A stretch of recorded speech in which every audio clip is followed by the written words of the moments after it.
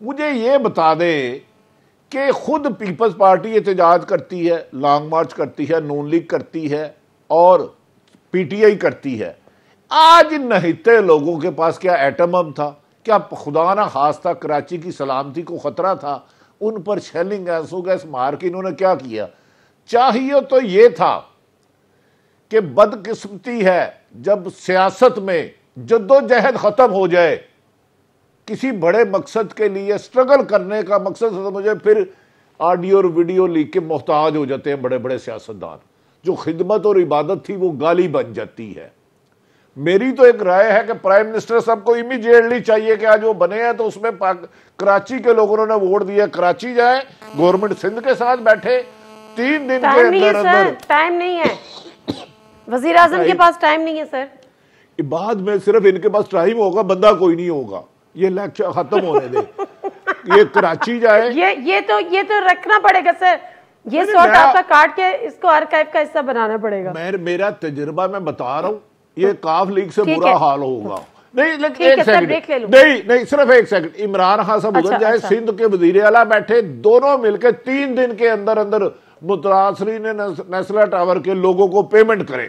आरिफ हमीद भट्टी साहब, ये जो 40 अरब रुपए की बेज़ाब्तगियां सामने आई हैं, ट्रिब्यून ने एक रिपोर्ट भी की है, उसमें कहा है कि डिस्क्लोजिंग ओवर ₹40 बिलियन इरेगुलरिटीज इन ऑपरेशन ड्यूरिंग कोविड पैकेज, और उन्होंने ये भी साथ में कहा है, पूरी डिटेल लिखी है कि जी IMF का दबाव था जिसकी वजह से ये ऑडिट रिपोर्ट पब्लिश करना पड़ गई। सर तो बंदा ईमानदार नहीं था? देखें, गुजारिश है, IMF के दबाव की क्यों जरूरत आई थी? तो ये पब्लिक प्रॉपर्टी है, पब्लिक का पैसा है, इसे शाया ना करना ही बदनीति पर मबनी है।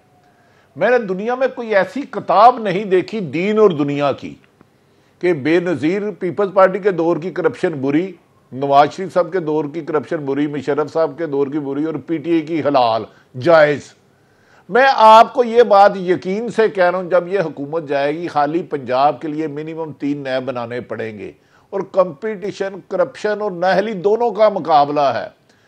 मैं पहला नंबर किसी को दे ही नहीं पा रहा। अवैध तौहीद साहब की दूर की और करीब की नज़र दोनों करीब है, वो शायद दे दे। मुझे ये बता दे कौन सा एक अदारा है जो 25 जुलाई 2018 के बाद कंपैरेटिवली 10% ही बेहतर हुआ है। मैं 100% को टाइम को छोड़ रहा हूं।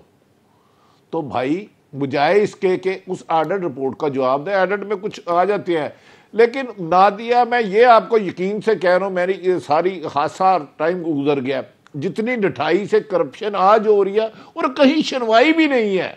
बदकिस्मती है, हमारे पॉलिटिशियन एक दूसरे को गाली गलौज देने, ऑडियो वीडियो पे इल्जामात लगाने तक महदूद होके रह गए हैं, आवाम से कट गए हैं। इन्हें पता है ताकतवर हलकों से अट्टी सट्टी लगाएंगे, इक़्तिदार में आ जाएंगे। काम करे ना करे, 100 वोट क्या फर्क पड़ता है। हर जुम्मे से इतवार अपने पसंदीदा प्रोग्राम खबर से खबर को YouTube चैनल पर देखने के लिए डॉन न्यूज़ के ऑफिशियल YouTube चैनल पर आएं, सब्सक्राइब करें और बेल आइकन भी प्रेस करें।